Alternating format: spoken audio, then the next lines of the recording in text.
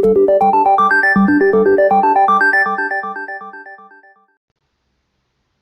And welcome back. अब exercise 5.2 का एक बहुत ही इंटरेस्टिंग सम हम डिस्कस करेंगे। That is question number 5। Question दिया है integrate x plus 1 into x plus 2 raise to 7 into x plus 3 dx। तो सबसे पहले तो इसको हम नाम दे देंगे as i। So let i be equal to integration of x plus 1 into x plus 2 raised to 7 into x plus 3 dx। अब इसे हम थोड़ा सा अलग वे में लिखते हैं। तो पहले हम लिख लेते हैं x plus 2 raised to 7। अब ये जो x plus 1 है, this could be written as x plus 2 minus 1। और ये जो x प्लस 3 है, इसे हम लिख सकते हैं as x plus 2 plus 1, right. तो ये पूरा हम एक ब्रैकेट में डाल देते हैं dx। Now if you observe these two brackets, this is of the form a minus b into a plus b, correct? This is of the form a minus b into a plus b, and that is a square minus b square.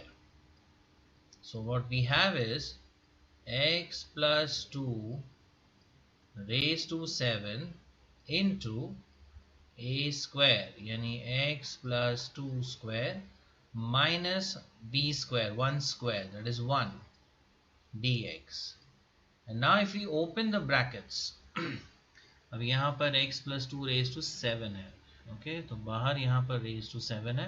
And now if we multiply, what we get is, now x plus 2 raised to 7 into x plus 2 square is x plus 2 raised to 9, right? 7 plus 2, that's 9, minus x plus 2 raised to 7 into 1, ये आएगा x plus 2 raised to 7 dx।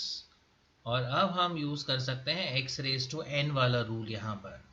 So our integral value would be x plus 2 raised to 9 plus 1 is 10 upon 10, और यहाँ पे coefficient of x है 1, तो denominator में हमें कुछ मल्टीप्लाई नहीं करना है, माइनस सेकेंड टर्म का integration x plus 2 raised to 7 plus 1 is 8 divide by 8, again coefficient of x 1 है, तो नीचे 8 times 1 that is 8 plus c।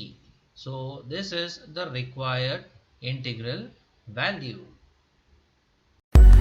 Like it, share it, and subscribe to our channel for more such interesting videos. Thank you.